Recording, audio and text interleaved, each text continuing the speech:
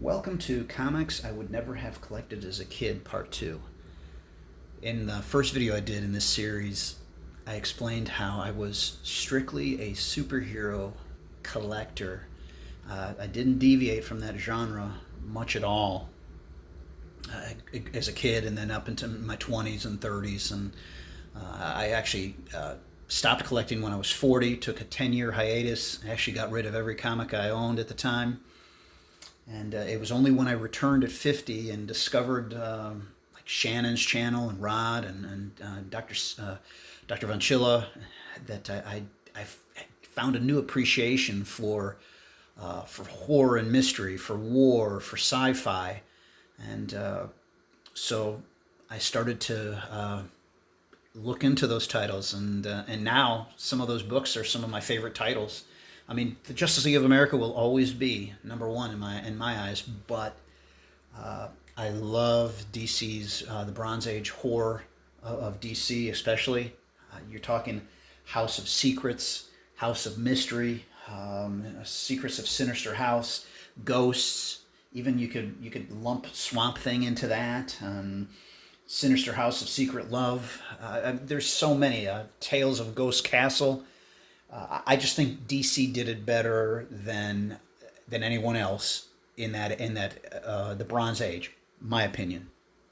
Anyway, this being said, I'm just picking up a stack of. I've just grabbed a stack of books here. Not complete runs of the title, just a few issues of each title, and just to show, and including some Marvel books for once. My collection is DC heavy. I'm probably 90 to 95% of my collection is DC. Not that I don't like Marvel, but I just love DC. But anyway, Marvel gets some love in this video. So let's start off with a title that I really, really like a lot, The Shadow. And I have 2 complete runs of this 12-issue series. That's how much I like it. This is my favorite cover of the entire series.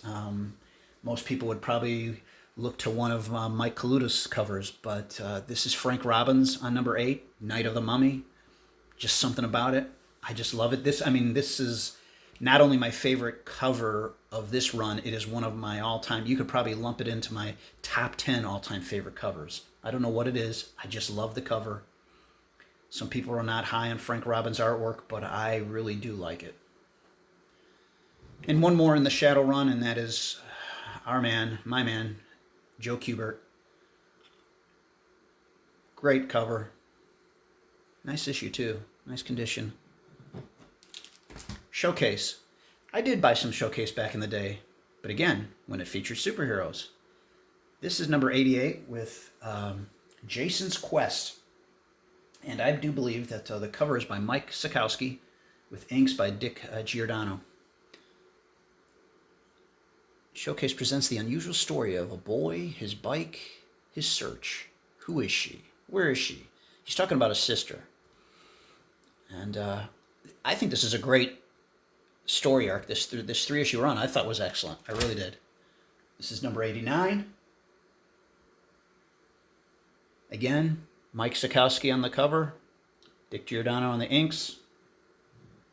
And then it finishes up, same pairing on the cover, with number 90. And it really is left on kind of a cliffhanger. But I really do like this this little 3-issue run of Jason's Quest and Showcase. Here we go now. Top Guns of the West, S14. Again, Joe Kubert on the cover. I have this one and that one, S22. I believe that I bought both of these at a comic store called Mountain Man Comics in Blue Ridge, Georgia. And both are just so cool. Joe Kubert covers. Again, Western comics, definitely would not have picked these up as a kid. And now, I actively am purchasing or picking up Jonah Hex. I really just kind of looking to get the first 18 issues of Jonah Hex. And I think number 18 is where it was the last issue of the DC Explosion / Implosion for now. And then also I like weird Western tales with all the Jonah Hex appearances. Of course, like the first one would cost an arm and a leg, but maybe down the road one day. Warlord, Mike Grell cover. Enter the Lost World of the Warlord. I think it's a cool cover. It's nice, high-grade condition. I think this is like a near mint book, black cover. Really like it a lot. Very pleased. First issue, now in his own magazine. Oh, there's one more behind here. Weird Mystery Tales, number 2. Yeah, it's kind of an old bag. This is a mid-grade book. But again, I mean, what's better than Bronze Age DC horror? Really, there's not much. Let me grab another stack.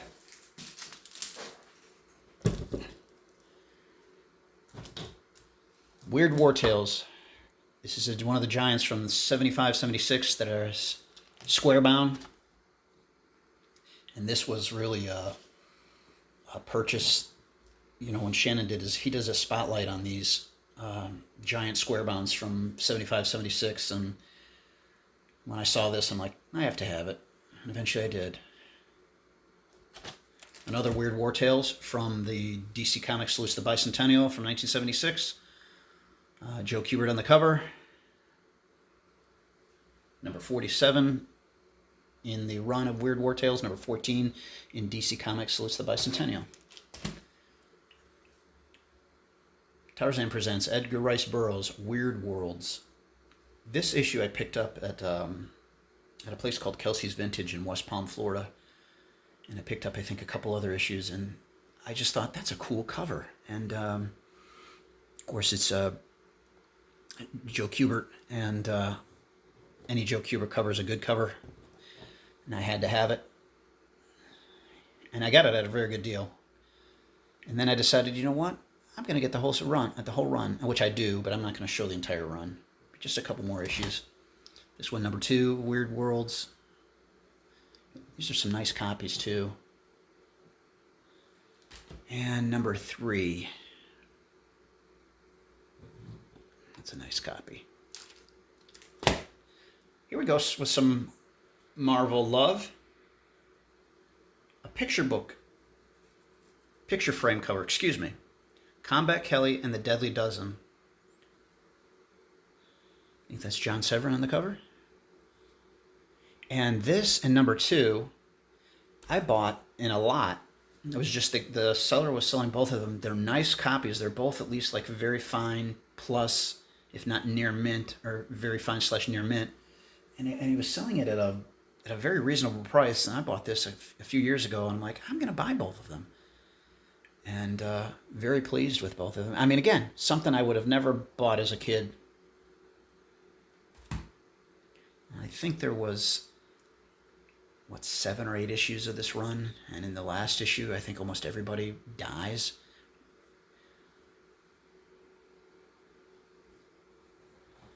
Next one, and I picked this up, I think over Christmas. This is when Marvel went to that, to the 25-cent count, and all their books were square bound. And I mean, I may have had a couple Conans as a kid, but it was really something I wasn't super interested in. But I like the square bounds, as so many of us do. I know Marvel only went with this for a couple months. I believe that Conan, this is 10, and I believe also number 11 is a square bound 25-cent giant.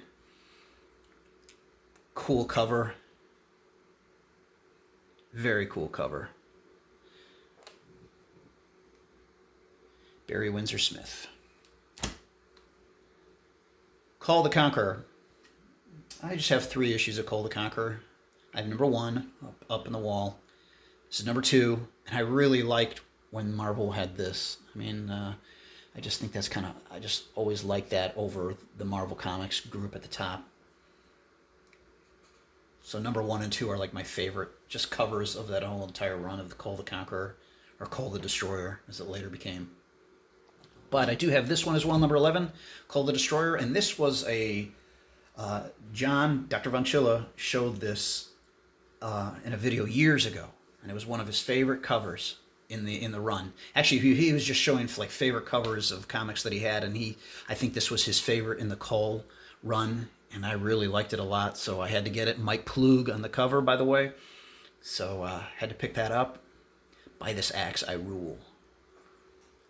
Just a few more. Man-Thing. Mike Plug again on the cover. At one time, I had the entire run of Man-Thing, the first series. Now I just have, I don't know, half dozen or so. I'm torn. I don't know if I like Man-Thing more or Swamp Thing. I kind of lean towards Swamp Thing, and not just because he's DC, but Swamp Thing can communicate, can talk. But I do like Man-Thing, and these covers are great. Number 10, Nobody Dies Forever.